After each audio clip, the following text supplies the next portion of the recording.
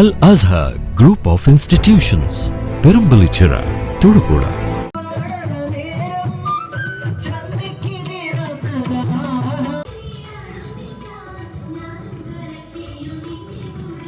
കൊല്ലം നഗരിയെ സംസ്ഥാന കലോത്സവം കൊണ്ട് പ്രകമ്പനം കൊള്ളിക്കുമ്പോൾ ഇത്തവണത്തെ വലിയ മെയിൻ സ്റ്റേജായ വേദി നമ്പർ 1 പ്രകമ്പനം കൊള്ളിക്കുന്ന എല്ലാ തവണത്തെയും പോലെ കലോത്സവത്തിന്റെ കളർ ഐറ്റമാണ് സംഘനൃത്തം എന്ന് പറയുന്നത്.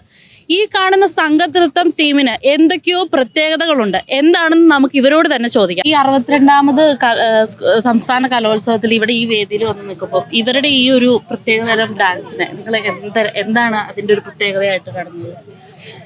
ഇത് നമ്മൾ പഴമയിലുള്ള നമ്മളെ കേട്ടിട്ടുണ്ടല്ലോ, രമണനും ചന്ദ്രികയും എന്നുള്ള തീം. അത് എല്ലാവരുടെയും മുന്നിൽ അതൊരു വിഷ്വലൈസ് ചെയ്ത് കാണിച്ചതാണ്. നമ്മളൊരു 10 മിനിറ്റ് കൊണ്ട് അത് എല്ലാവരുടെയും മുന്നിലേക്ക് അതൊരു എത്തിച്ചതാണ്.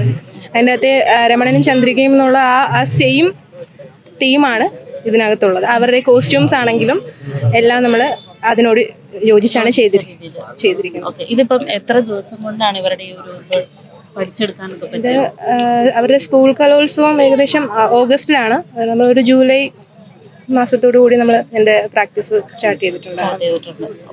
നല്ല ഹാർഡ് വർക്ക് ചെയ്തിട്ടാണ് ഇവരെല്ലാവരും വന്നിരിക്കുന്നത്. സബിലും ജില്ലയിൽ പൈസയിട്ടാണ് നമ്മൾ ഇങ്ങോട്ട് വന്നിരിക്കുന്നത്. ഇപ്പം സിമ്പിളായിട്ടുള്ളൊരു വേഷവിധാനത്തിലൂടെ നമ്മൾ കൊണ്ടുവന്നതാണ്. ഇവരെല്ലാവരും സാമ്പത്തികമായിട്ടുള്ള ബുദ്ധിമുട്ടുള്ള വീട്ടിലെ എല്ലാവർക്കും ലക്ഷങ്ങൾ മുടക്കി വരാൻ പറ്റിയെന്ന് വരത്തില്ല. അപ്പോൾ അതിന് ചേർന്ന രീതിയിലുള്ള വേഷവിധാനങ്ങൾ ചേർന്ന് കഥയ്ക്കും കൂടി ചേർന്ന രീതിയിലുള്ള ചെയ്യാൻ നമ്മൾ ഉദ്ദേശിച്ചത്. അതുപോലെ ഒന്ന് പിള്ളേർ ഇഷ്ടപ്രകാരം നമ്മൾ ചെയ്ത ഇതിലിപ്പോ ഈ യൂസ് ചെയ്യുന്ന പ്രോപ്പർട്ടീസ് ഒക്കെ എന്തൊക്കെയാണ്? ഈ പാൽപാത്രം നമ്മൾ ഓടക്കുഴല്, പിന്നെ പ്ലാവില, ഇതൊക്കെ ആ കഥയ്ക്ക് നോവലിൽ എന്തൊക്കെ ഉള്ളതെന്ന് വെച്ചാൽ അതനുസരിച്ചാണ് ചെയ്തിരിക്കുന്നത്. ഈ ഒരു ഐഡിയ ശരിക്കും പറഞ്ഞു കഴിഞ്ഞാൽ ഇത് സ്കൂൾ കലോത്സവത്തിന് വേണ്ടി പിള്ളേർ തന്നെ ആദ്യം അതായത് നമ്മളുടെ വീട്ടിൽ അക്കാദമിയിൽ പഠിക്കുന്ന കുഞ്ഞുങ്ങൾ തന്നെയാണ് ഇവർ ഇത്രയും. അപ്പം അവരായിട്ട് തന്നെ സെലക്ട് ചെയ്തുകൊണ്ട് വന്നതാ. പിന്നെ നമ്മളതിനെ എടുത്തു. അവരാണ് ആദ്യം കൊണ്ടുവന്നത്. അവർക്ക് കലോത്സവത്തിന്